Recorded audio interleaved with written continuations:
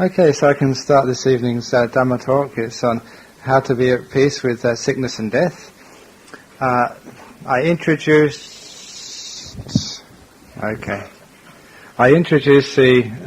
Dhamma talk yesterday by saying that one of the reasons why Buddhism is growing so fast in Western countries is because the teachings of the Buddha offer very powerful means of dealing with the ordinary problems of life.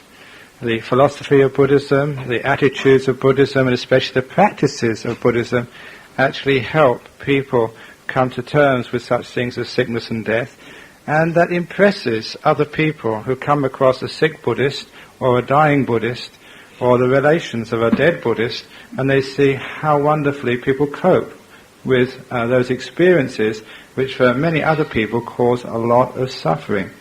It makes them interesting in the Buddhist philosophy and the Buddhist way of looking at things, because all people are seeking happiness in their life.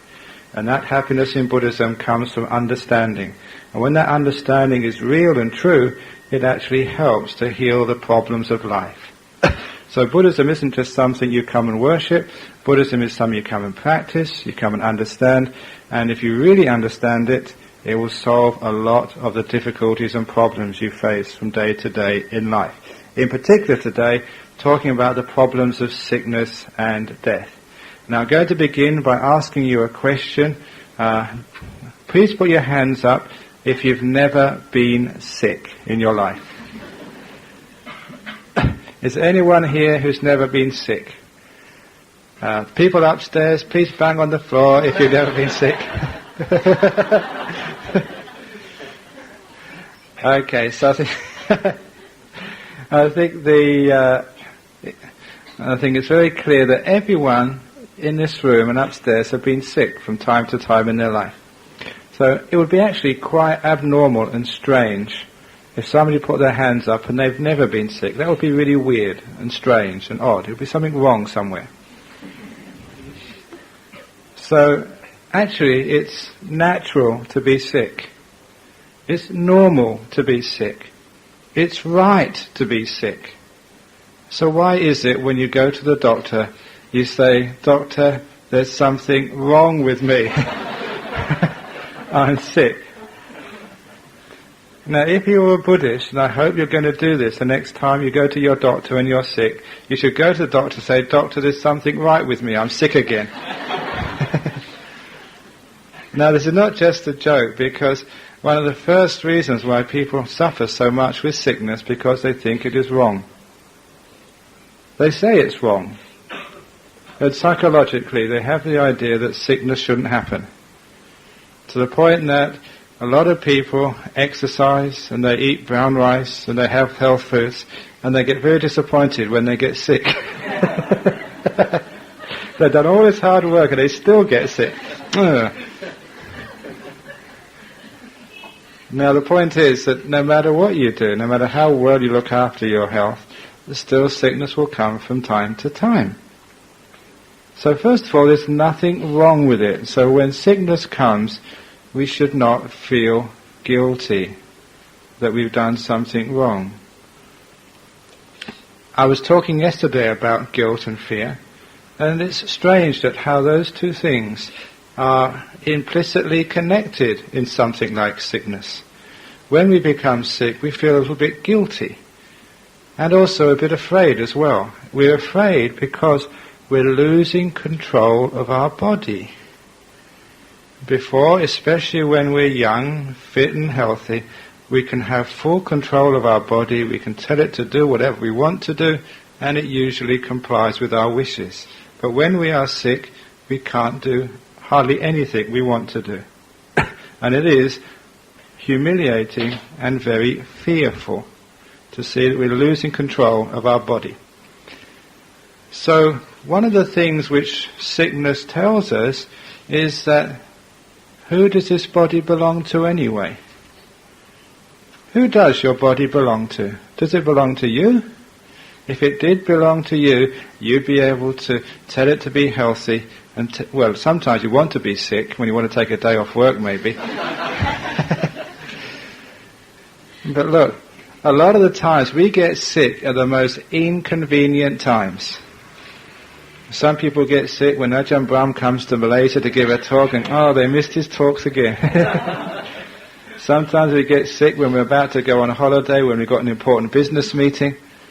Sickness comes when we least want it to happen.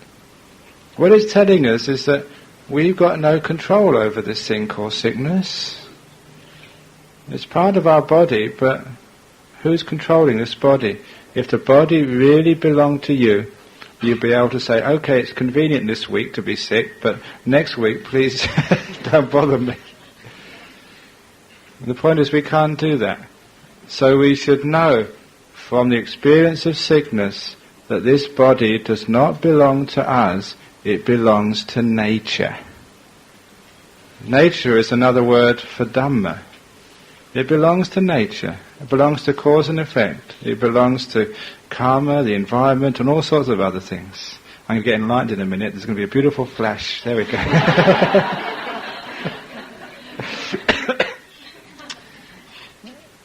So, the body belongs to nature. It doesn't belong to you. So this is actually, when we are sick, it's teaching us a very fundamental truth of Buddhism. We've all heard about anatta, non-self, haven't we? And that's one of the aspects of anatta, not mine. This body doesn't belong to me, therefore it's going to get sick when it wants to get sick, not when it's convenient to me. So when we realize it's not our fault and we've got nothing we can do about it when we're sick, then when there's nothing to do, one of my favourite sayings in Buddhism, when there's nothing to do, then we should do nothing. So we can rest and enjoy our sicknesses. Can you? It's great being sick. When I'm sick, I don't have to give any talks anymore. I can just lay in bed all day and get fed. In fact, when a monk is sick, it's really good fun. One of the reasons is you're giving other people a lot of opportunity to make merits when you're sick. Like normally I don't need medicines. Normally I don't need vitamins. Normally I don't need being looked after because I'm quite fit and healthy. But when I'm sick, it's wonderful that you can all sort of nurse me and give me things. There was a monk in Chicago some years ago. He slipped over on the ground and broke his arm. Because Chicago's a very cold place. It's very icy and it snows in the winter time. He was visiting his parents, walking somewhere along the street. He slipped down, he broke his arm, had to go to hospital. When his mother came into the hospital ward to see him, he told me his mother had the biggest smile on her face he'd ever seen. He wondered, what's wrong with my mother? Doesn't she know I'm in pain? I've broken my arm. Isn't she compassionate? And then she told him why she was smiling. At last she had her son exactly where she wanted him. Now she could mother him for weeks and weeks and weeks. And it's true, isn't it, that we like looking after the people we love and care for. It's actually good fun. It's an opportunity to spread metta. Practical metta, not may all beings be happy and well, but let's go and do something about it. And so we really care, find out what they want, look after them, cheer them up, and all sorts of things like that. Which is it's a wonderful thing, a wonderful gift, if you're sick, to give other people the opportunity of developing their metta and compassion. So that's why it's a wonderful thing when you're sick. Secondly, that when you're, actually just on that, sort of on caring for the sick people, you have to be very careful when you go and visit people who are sick. Because most times, when you go and visit someone in hospital and they're sick, what do you say? You say, how are you today? What a stupid question that is. They're in hospital, they're sick. What do you expect them to say? And not only is it a stupid question to say, it really puts the person who's sick on the spot, because they don't want to disturb, they don't want to upset you and spoil your day. So people who are sick, when they ask that question, how are you feeling today, they always tend to lie and break the fourth precept. They say, I'm feeling a bit better today, because they can't stand actually saying, I feel really awful today, and what do you ask that stupid question for? So because we're trying to be nice to the people who visit us, and when they ask us those silly questions, we tend to exaggerate and not tell the whole truth. So please never ask a person who's in hospital, how are you feeling today? Instead, actually, a wonderful thing when people are in hospitals don't talk about their sickness, because they know what their sickness is. They're asked about their sickness from the doctors and the nurses all day. When you go and visit them, talk about something else. Because they're bored by the same old people coming in again and again. How are you feeling today? That's why that some years ago I was visiting a Tibetan nun. She was an Australian. She lived in Perth. And even though I'm Theravada, she was Tibetan. Even so, that I'm very tolerant with the people who practice the other types of Buddhism. She stayed for a while practicing in our monastery, doing a little retreat, and when she got sick, I went to visit her. She got quite sick. She had cancer. So when it got really bad and she got moved into the hospice, I used to visit her from time to time. And this one occasion, that she rang me at my monastery and said, look, can you come and visit me? I really think I'm going to die in the next couple of days, because the cancer was really far advanced now. And it's a strange thing, she was absolutely right. In 2 days she did die. People when they get close to death, they can actually pretty much know how many more days they've got left. And anyway, so I went to visit her. I went to the hospice in Perth. And of course, the first thing you have to do is to check in at the reception. And when I told them who I was and who I was going to visit, the nurse at the reception said, I'm sorry, but she's given explicit instructions that no one is to visit her. And I said, look, that can't be the case, because she just rang me an hour ago and to ask me to visit, and I dropped everything to come and see her. And the nurse said, look, she told me, absolutely, the whole of today, no visitors. And I stood my ground. I said, look, well, why did she call me? And then she said, come here. And she took me to her room, the door and her room. You see what does that say? It said, absolutely no visitors. And then I told her, what does it say on the bottom? And in very small print was, except Ajahn Brahm.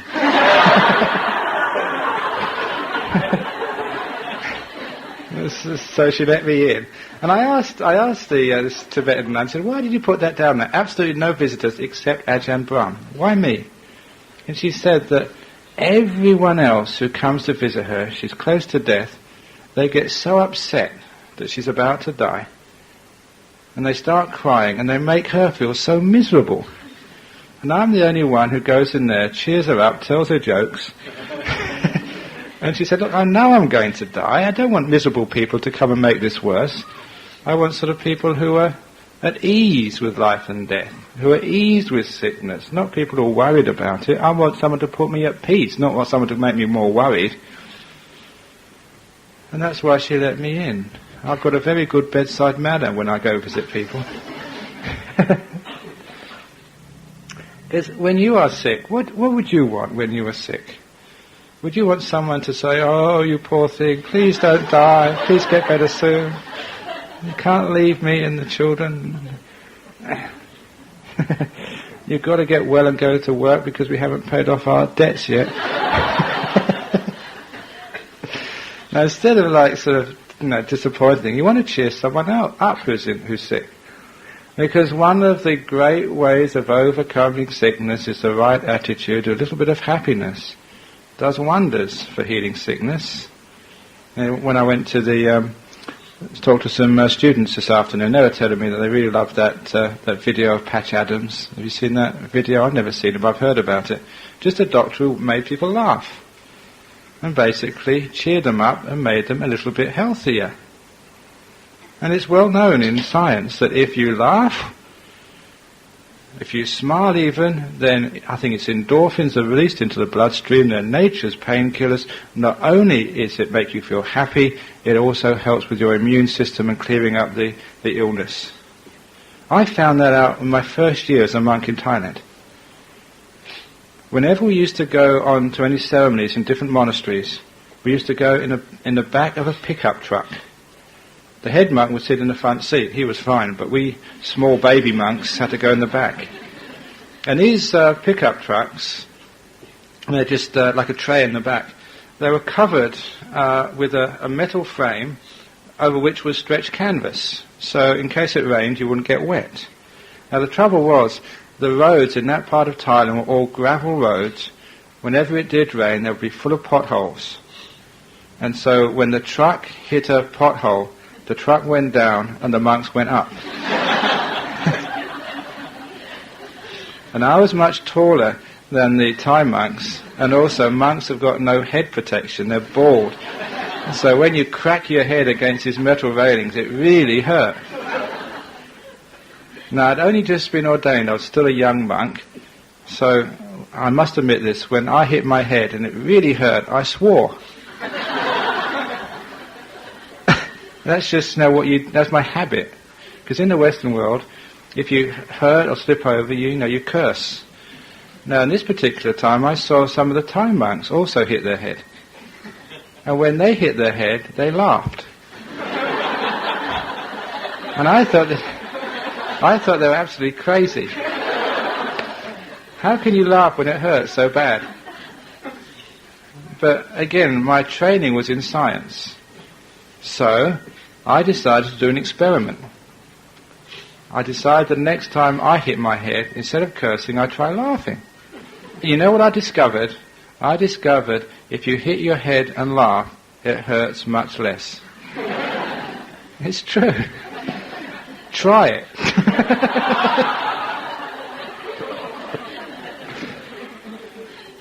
No, it was actually true, because just laughing got rid of the pain, endorphins were put in the body, nature's painkillers, you didn't hurt so much, and also you didn't bruise so much either. That degree of laughter is not only nature's painkiller, but one of the great medicines for times of sickness. So that's why if you do visit someone in hospital, take some jokes, take some laughter there. Take one of Ajahn Brahm's tapes there to cheer them up, make them laugh.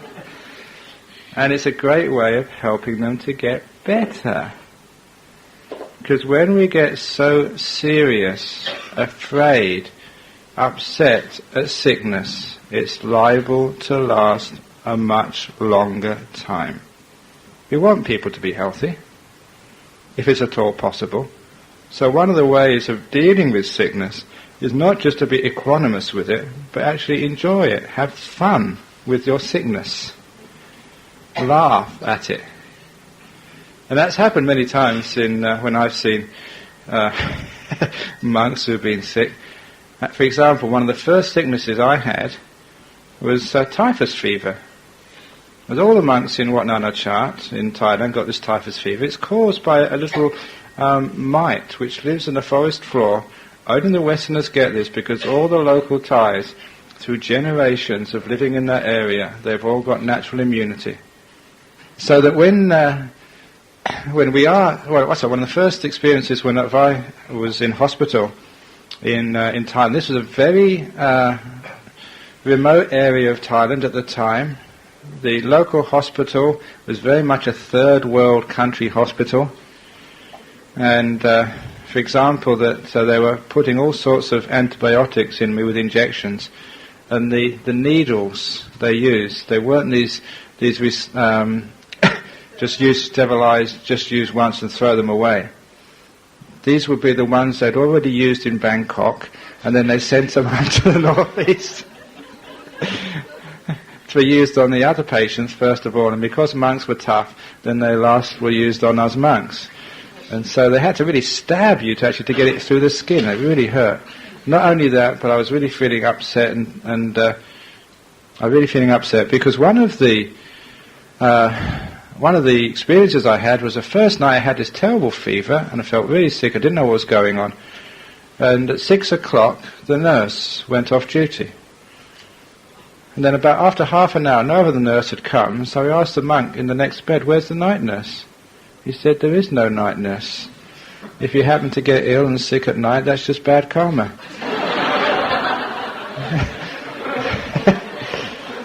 So that didn't really sort of make me feel all that good. But what really cheered me up one day And I've been in hospital about 3 or 4 days, and I felt really miserable because of all the injections with these really blunt needles. My bottom was very, very sore, and I felt very, very sick and awful and terrible. And who came in to visit me but Ajahn Chah? And immediately I got so uplifted. I felt so wonderful that the great teacher had come to visit me. But my joy and uplift only lasted for a few seconds. Because then when Ajahn Chah opened his mouth, all he said to me was Brahma Wangso, you'll either get better or you'll die. And then he left.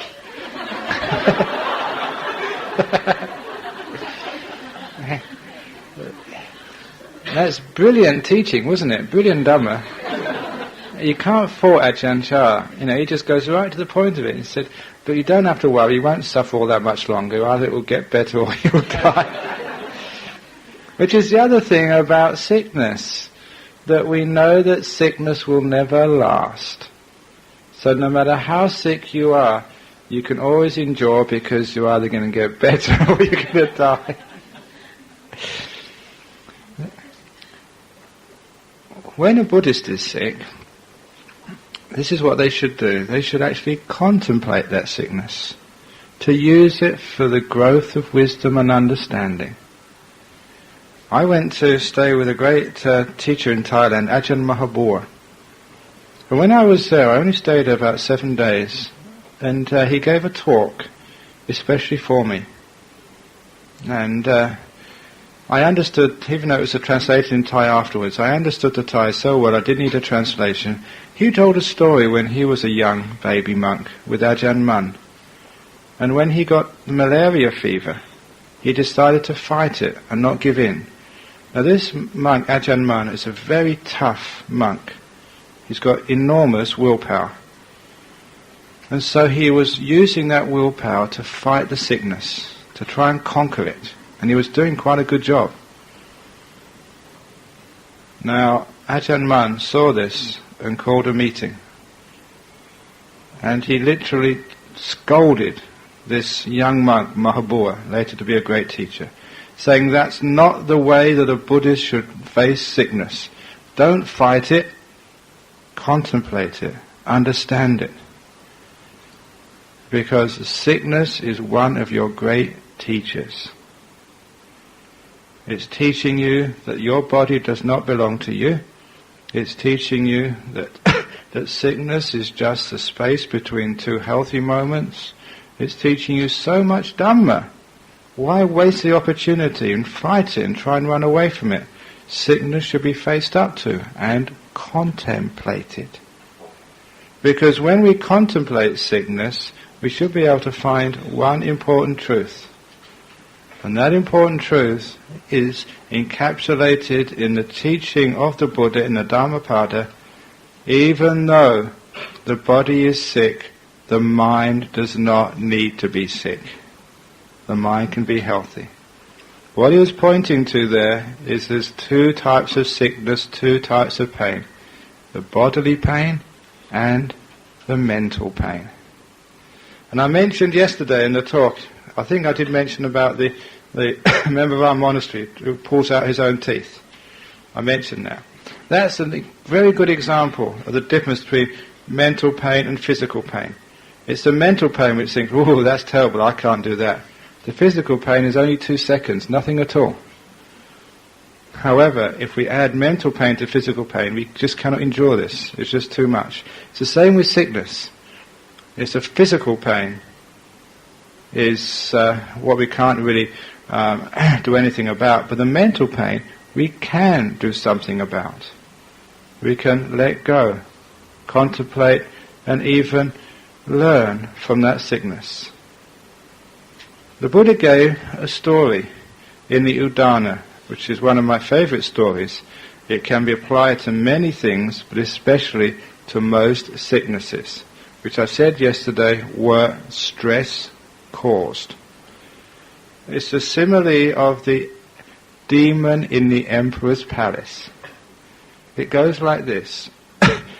There was an emperor who lived in a wonderful palace, and he was away on business somewhere. when he was away, a demon, a very ugly, offensive, fearsome monster, walked into that palace.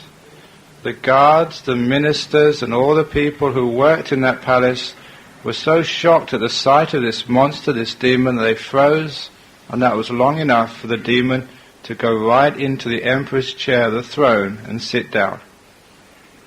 As soon as that demon sat down in the emperor's chair, the soldiers, the ministers, the guards, the courtiers, they started coming to their senses. They got angry and they said, "Get out of there, you don't belong in there. Who do you think you are and sitting in our emperor's chair?"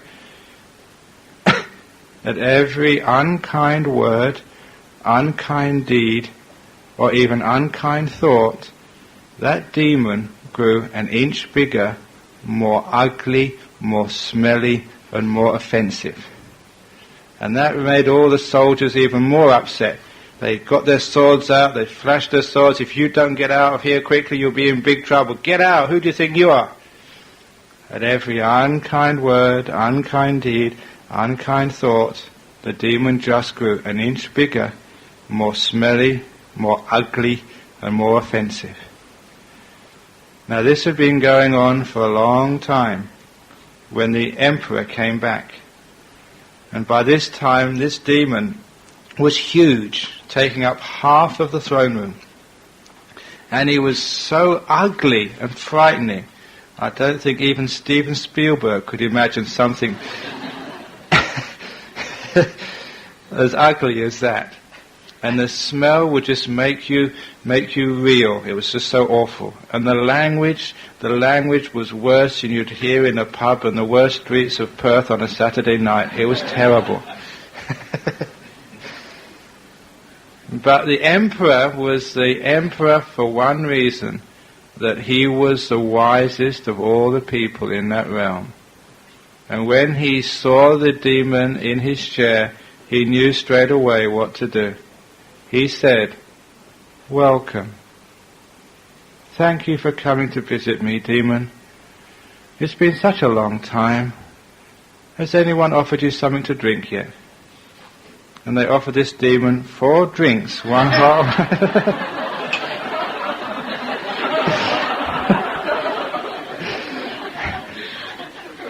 And it just that kind word, those kind deeds and that kind thought, the demon grew an inch smaller. Less smelly, less ugly, less offensive. And when the people in the palace saw that, they realized their mistake. So they went around being kind to the demon, asking what he needed. Exactly what type of tea do you want? Do you want herbal tea or do you want English tea? We've got Earl Grey, we've got English breakfast, we've got Darjeeling. Do you want sugar or honey? What do you want to eat? Do you want sandwiches? How about some noodles? We've got some noodles straight from KL this evening, from the best shop. How about some Malaysian coffee? Somebody gave him a foot massage. Somebody massaged his back, because demons get very sort of sore back sometimes. And they were so kind to this demon that every kind deed, word or thought, the demon grew an inch smaller, less ugly, less offensive, less smelly. And it seemed in no time at all the demon was reduced to the size when he originally came in. But they didn't stop there. They carried on with the kindness until the demon was so small that one more act of kindness and the demon vanished completely away. And that's how they got rid of the demon who entered the emperor's palace. Now that story was told by the Buddha in the Udana. He said, "Monks, that is called an anger-eating demon. It eats anger, and every bit of anger which you give it to eat, it grows an inch bigger, more ugly, more offensive, in every which way. Many sicknesses are anger-eating demons. Get out of here, you don't belong. I don't want to be sick, get out of here." These sicknesses which are stress produced will not respond if you give them more stress.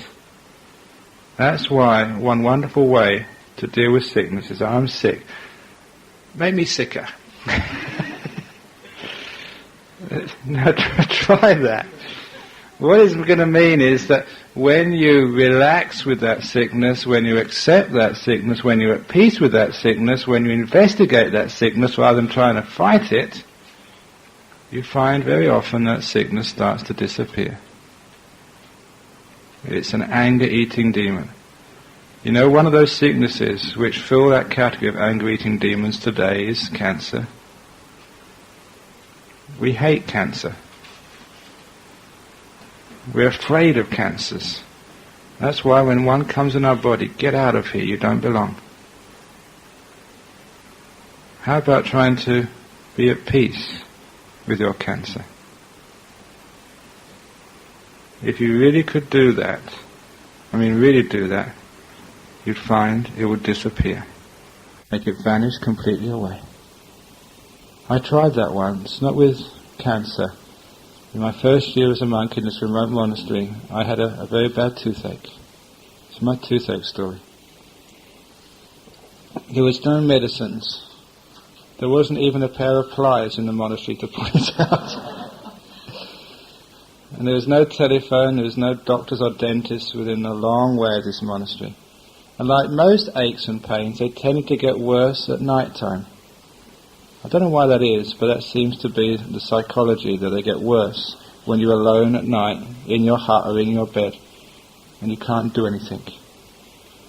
So I had a strong mind. I could meditate very well. But with that toothache, it got so bad that I couldn't watch my breath. I couldn't sit down and meditate. I just had to get up. I tried doing some walking meditation. But as I was walking backwards and forwards outside, I found I had to stop walking meditation because I was running meditation. This is what happens when you're desperate, you can't do anything slow. When you're in great pain, you have to run around. You're frantic, you're desperate. So I decided to go back into my hut and try doing some chanting. Now I'd only been recently ordained as a monk, and to be honest, I didn't believe in all this chanting business, this hocus pocus, this just superstition. I just went along with it because all the other monks did, but I didn't believe in it really. But I gave it a try.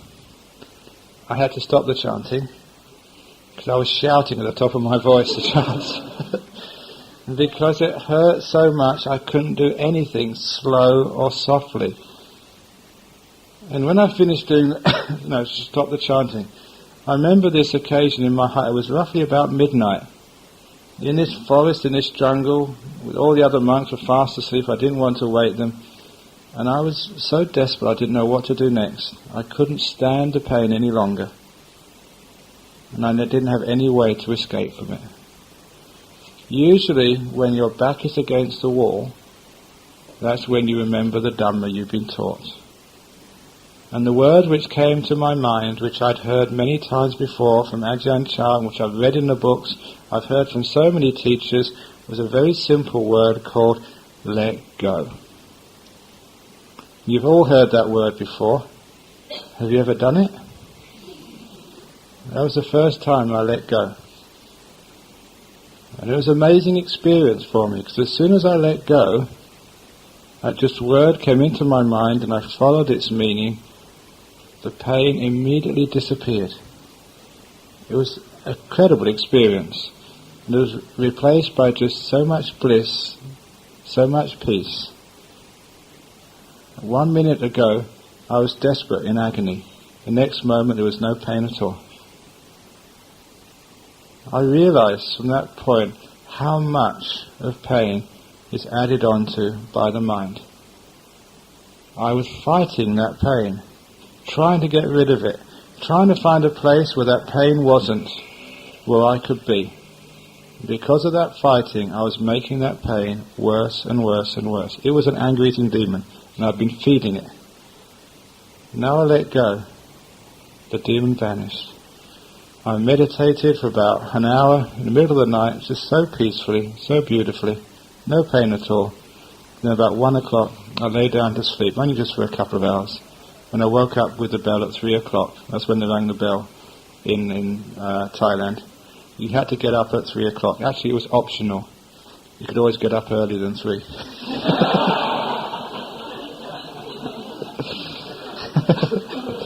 When I got up at 3 o'clock, My mouth ached, the pain was there, but it was nowhere near as great as it was the night before. But from that time on, I wasn't afraid of pain. I realized what pain really is. Pain is, I don't want you to be in here. Get out. Whatever pain you experience in life, and there will become times when you're in great pain, and whatever medicine you get from your doctors, or maybe you can't get it in time, please remember those words, just let go. Maybe, like myself, you'll be lucky enough to actually understand its meaning and actually do that letting go. And you'll find all the pain will disappear. There was a fellow many years ago who was working in Western Australia in the mines. He would go at night time, he was always on night shift, by himself to plant the explosives. He was the explosives man. He'd go down into the mine, put the explosives, set them off, blast them, and in the morning the other workers would come, chip away the ore and put it in the trucks to take back to the surface.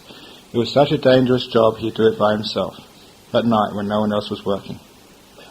He said he had a premonition that something would happen that night, but nevertheless he went to work, and he checked the explosives, everything was okay, there should be no danger at all. But just after putting the explosives in, he hadn't put the detonators in yet, he heard a sound behind him. It was one of the rail cars. Someone had left the brake off, and it was rolling down the incline towards him. And he said that his work of blasting was so good, there was no place to jump, to escape. The truck was coming towards him, it would hit him, and there was no way of avoiding it. So when it hit him, he tried to jump, it hit him, he fell to the ground on the tracks, and then he felt to see that there was no leg. It had severed his leg off. And he lay there, and it was the middle of the night, it would be another few hours before the first shift would find him. As he lay there, he said it was the most wonderful feeling in his life. He had what is called the religious experiences. He let go because it hurt so much. And when they found him, they took him to the hospital, they patched his leg up, he survived. He said that one of the workers came to see him. He was the one who left the brake off. And he said when he saw the worker sort of hovering around the doorway, afraid to come in because he felt so guilty, he called the worker over to him, "Come, it's okay, there's no problem at all. I want to thank you for giving me that wonderful experience." That just so confused the man, he never came in, he just ran away. It was the wrong thing to say, but he thanked that man for giving him an experience which was worth a leg. The experience of letting go. Now, that's sometimes how we can deal with sickness. We can let go. If there's something we can do, to take some medicines or to do some exercises or whatever, you can do that. But be at peace with that sickness and contemplate it. Realize if it gets better, that's marvelous. If it leads to death, that's okay also. It's all right to die. Because part of the sickness, part of the fear of sickness, is because we're afraid that that sickness might lead to our own death. And we're afraid of that. At least most people are. Buddhists shouldn't be. In fact, most Buddhists aren't afraid of death. One of she's not a devotee anymore because she died some years ago. One of the devotees at the time, she, Ratana, you remember her song, she developed lung cancer. There's always something wrong with her, but she went in for a checkup and they found it was lung cancer, very bad, and basically there was nothing much they could do for her. So she rang me at the monastery and I went to visit her, and when she was lying in her bed there, she was quite happy. She was laughing and joking with me. She'd very quickly come to terms with the fact that she wouldn't live for more than 2 or 3 more months. She had 4 children, sort of no husband. She separated from her husband a long time ago. 4 very good children, and she was quite confident that she brought them up well enough to look after each other. And they did. They're marvellous kids. She wasn't at all afraid of death. In fact, she was joking with me. She said, all the other Thai people, don't tell them to come and visit me now. Tell them they can come and visit me later. When I'm in my coffin, I won't mind then. And she laughed. But when I walked out of the ward, the sister, the head of the ward, said, "Come over here, please. I want to talk to you in private." And this was this Irish Catholic nurse. And when she's talking to me, she said, "I'm so glad you've come," she said to me. "I'm so glad you've come. So that Thai girl there, she's in denial." I said, "What do you mean she's in denial?" She said, "She's not accepting the fact she's going to die." I said, "Look, she's been telling me she's going to die. She's made all her plans. She's been talking about her funeral." And then the nurse looked very confused. "Why isn't she angry then? Why isn't she upset?" Because that nurse, working in the cancer ward, just about every time she saw someone who'd been told they're going to die, they got angry, upset, cried, complained. But that girl didn't. There was no fear. She accepted straight away. And she died a very beautiful death, a very inspiring death. Her doctor, who wasn't a Buddhist, said she died with class, he said. That's Australia.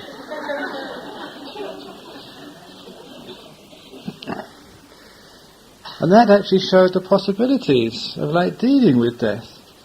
Just like sickness, there's nothing wrong with dying. It's not against the law. It's not against the precepts. It's all right to die. So don't be afraid of it, especially if you've done lots of charity, you keep precepts, you've come to the temples, you've done a lot of support. But if you've done all that, you're going to have a wonderful rebirth. So why are you afraid of dying for? As a monk, I have to teach funerals. I have to tape funerals. One of the stories I tell at funerals is this. It's a story of the couple, the married couple, who died within days of each other. I told this in Penang. This couple, like many married couples, they'd been married for so long, when one died, the other one died within a couple of days. Have you seen that before? It's just, they're so close together, when one sort of dies, the other one just can't basically live without them, and they die of grief or whatever. So the two of them died within days of each other, so they appeared in heaven together. And they were met by an angel. An angel took them to this beautiful mansion overlooking the cliffs. And they said, "Because of your good karma, this mansion is yours." Now, in this life, that would be a multi-million-dollar mansion. You'd have to be sort of either a gangster or something to actually afford such a thing. And the man said, I think it's the same in Malaysia as in any other country, the more expensive your house, the more you have to pay land taxes. So this man said, "That's an expensive house, I don't think I can afford the taxes." And the angel said, "Look, this is heaven. You don't have to pay taxes up here. It's free." And so they took him inside, and there were so many rooms in this mansion, and they all had just wonderful furniture. Some furniture was from Europe, there was some beautiful furniture from Australia, and even wonderful Malaysian furniture was in there as well. And they had DVDs and full-screen videos, and goodness knows, had everything there. Some really expensive stuff as well. And when he was led through all these rooms, the angel gave a little card. "See, this is my email. If you want anything changed, email me and I'll fix it straight away. Is there any furniture you don't like?" And so the man said, "Look, this is some expensive furniture. I don't think I can afford the insurance premiums." And the angel said, "Look, this is heaven. We don't allow thieves up here. There are no insurance premiums to pay. This is for free. And look, anything you don't like, just let me know and I'll change it immediately." And then he took him down to a triple garage. In that garage, there was a new 4-wheel drive. A huge monster of a vehicle. Next to which was a Rolls-Royce stretch limousine. And then next to that was a red Ferrari sports car just a special issue. There's only about 30 of them in the whole of heaven. And he said that these are yours to drive around. If there's anything you don't like, remember my email, I'll change the model straight away. And the angel said, just to let him know, look, there's no policeman up in heaven, so you can speed as much as you like. He'd always wanted a sports car, but of course in this world he could never afford it. And if he did afford it, he could never really enjoy it because of all the policemen on the roads. So, he said, they're wonderful cars, especially that red Ferrari, but look, when you have expensive cars like this, you have to pay license fees for the government. And basically, I've got no money, I can't afford this. And the angel said, there are no license fees up in heaven, this is all for free. Even the petrol is free. And he opened the gates of the doors of the garage, and the opposite side of the road was this beautiful 18-hole golf course. And he really liked his golf, because Malaysians like golf as well, don't they? He really loved his golf, and the angel said, see that golf course on the other side of the road? That was designed by Greg Norman. And that country club over there, that's one of the best country clubs I'll arrange. You don't have to queue up, you don't have to wait to tee off, and there'll be a caddy waiting for you at any time of the day. And even because it's heaven, we'll throw in a few holes in one at every round, just to make you happy. And he looked at that clubhouse, and it was just so immaculate and so fancy. He said, look, I don't think I can afford the club fees. And the angel said, look, there are no club fees, there's no license fees, there's no insurance, nothing to pay up here. This is heaven, this is your reward for all the good karma, for making all those donations to the BGF.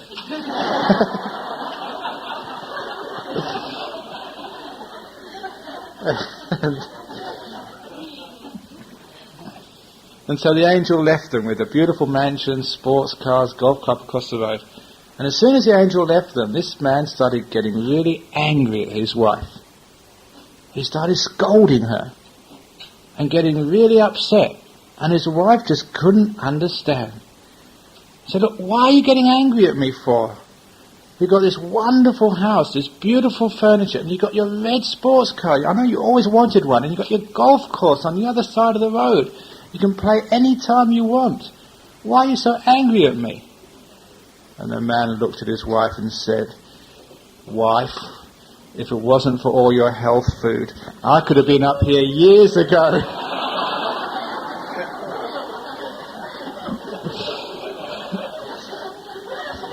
So why are you feeding your husband all his health food?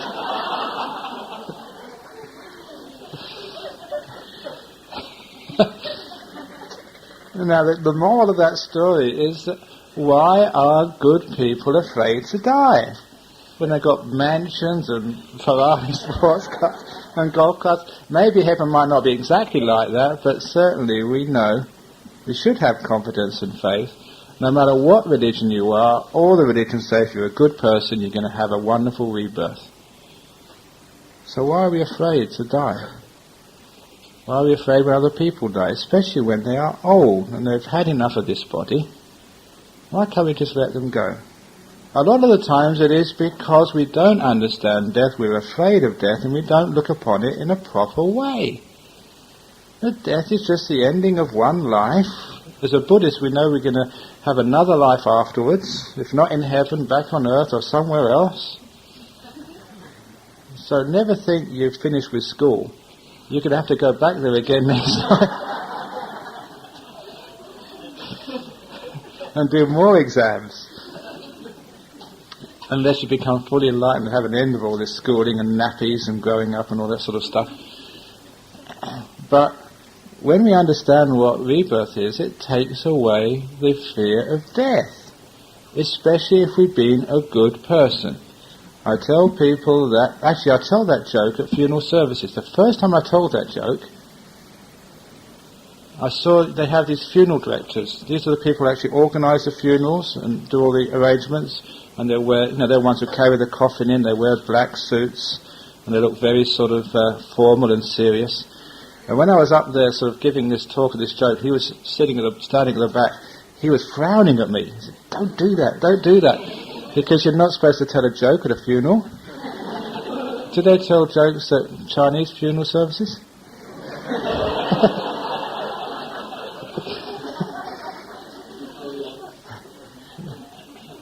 The point was that everybody laughed when I told that joke. And when they laughed, the funeral director at the back was a big sigh of relief. And afterwards they all came up to me and said, "Thank you so much. Thank you for telling that joke, because that's what he would have wanted. He didn't want people to be upset and cry at his funeral. Do you want people to be upset and suffer and cry at your funeral, or would you like them to be happy? If you want them to be happy, you can invite me to give your funeral service." But it's not just levity, because it's making a point not to be afraid to die. And they also tell another story at the funeral service, which is a more serious one, but a very beautiful story as well, which is why I tell it very often. And it comes from my heart because it comes from my own life when I was a young man. My father died when I was 16. And I loved that man very much. He was a very good father to me. But when he died, at his cremation, I never cried. I never felt sad. My eyes never went watery. And I haven't cried since. I felt no grief. And it took me a long time to explain what I felt, as much to myself, if not to other people. And I've incorporated this story into just about every funeral service which I conduct. This is how I explained how I felt to myself. Again, I use similes. When I was a young man, growing up in London, I loved music.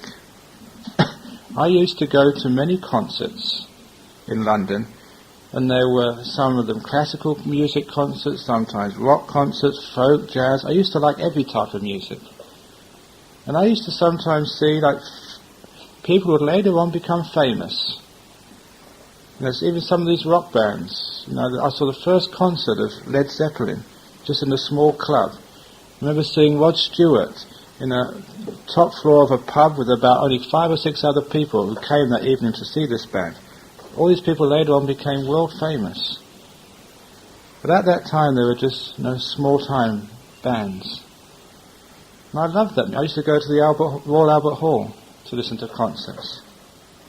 And I remember vividly, even as I talk to you now, I remember so clearly, when the concert was over, I would stand up and clap for more, and shout for more. So would a lot of other people as well, because I loved my music. And the band would very often play on a little bit longer. The orchestra would just play maybe another 10 minutes. But then eventually the orchestra had to go home. They had to pack away their instruments and go back to their own families. It was late at night. And as I walked out of those concert halls of London, it was always drizzling, cold, dark and gloomy outside. But even though I knew that I would never hear that performer again, I never once felt sad. What I felt when I went out into that cold London night was what a wonderful performance that had been, and how lucky I was to have been there at the time. How fortunate to have heard such great music played by such a great orchestra. And I carried that music in my mind all the way home on the underground train. And even the next day, I was inspired and uplifted by great performances. And I realized that was precisely the feeling I had in my heart when my own father died. When I went out of that crematorium into the cold, gloomy London afternoon, I felt what a wonderful performance that was, Father, and how lucky I was to have known you. and to have been with you for 16 years. Thank you. And I always remembered his examples and his teachings to me. I never felt sad. I felt grateful. I felt uplifted. I felt inspired by a wonderful life. I would have wanted it to go on longer. It would have been great if he could have seen me as a monk. He would have been so proud. But I was just grateful for those 16 years. I knew a man like that. He was the one who told me when I was couple of years earlier. He took me aside and he told me, he said, "Son, whatever you do in your life, whatever you do, the door of my house will always be open to you." I always remember those words. Again, it took me a while to really understand fully what they meant, because his house was a small apartment in London. It wasn't much of a house to open to anybody. But what he really meant was, "Son, whatever you do in your life, the door of my heart will always be open to you. You'll always be my son. I will always love you.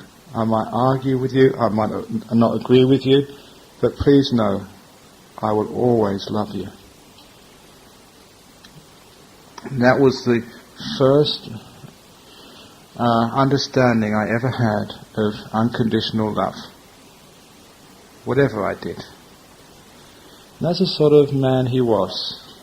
So when he died, I felt so inspired that I knew such a wonderful man. I've told that story many times at funeral services. And I've changed people's grief into inspiration.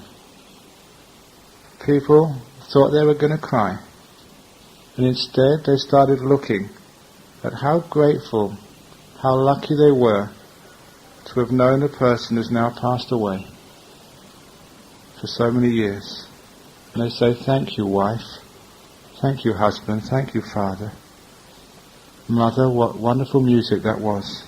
What a wonderful life we shared for those few years. Thank you so much." And they go out of that funeral celebrating a life rather than mourning a death. That's the Buddhist attitude to life and death. So enough of all these tears. How about some inspiration when our loved ones pass away? A sense of gratitude. Thank you for being my father, my mother, my friend for so many years. That attitude is noble. That attitude is wise. That attitude puts a completely different complexion on life and death. It accepts death as inevitable, as part of life. It brings it in, and it deals with it in a wonderful way. It's being at peace with death.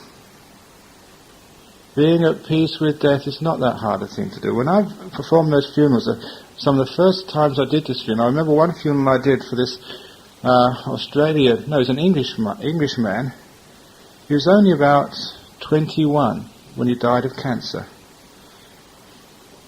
And his parents came all the way over from England to actually, obviously, to come to his funeral service. They knew he was a Buddhist, they knew nothing about Buddhism. And I remember very clearly that because he was a Buddhist, he wanted a Buddhist funeral, and I was the one who was conducting that funeral for him. And these were an Englishman and an English woman from a village in the southwest of England, very conservative. And when they saw me come in to conduct the funeral service for their son, I saw their faces drop. I knew what they were thinking. "Oh my God, who is this doing a funeral service for our boy? He was my only son. What is this? Can't we have a vicar or a priest or something to do a proper service, please?" But when I finished that funeral service, they were so impressed, they wrote out a cheque for $500 on the spot. And they came and visited. About 5 years later, they say, to our monastery. They went back to England, they came back and said, we can't get you out of our mind. There was such a wonderful funeral service that meant so much to us. We were so upset at losing our son, only 21 years of age, to cancer. He said, you turned all our sorrow around and made us feel at peace with our son's death. Thank you. They came all the way over to England 5 years later, especially to see me. No other thing. And I was very touched by that.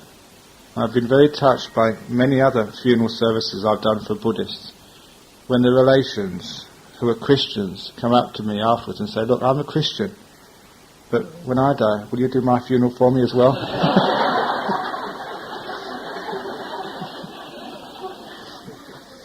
Because this is coming to terms, with death. There's nothing wrong with death. So please bring death into your life as part of life and be at peace with it. A lot of times when you're at peace with death and dying, you live much longer. This is another story I like to tell of this monk. He was a Rhodes Scholar. He was a wrestling champion in the United States, but also very intelligent, and won a Rhodes Scholarship to Oxford, and later he became a monk. But while in Thailand as a monk, he developed an illness. Unfortunately, we had a doctor visiting our monastery because he diagnosed it as typhoid, and he saw he was that sick, he told us, get that monk to Bangkok immediately.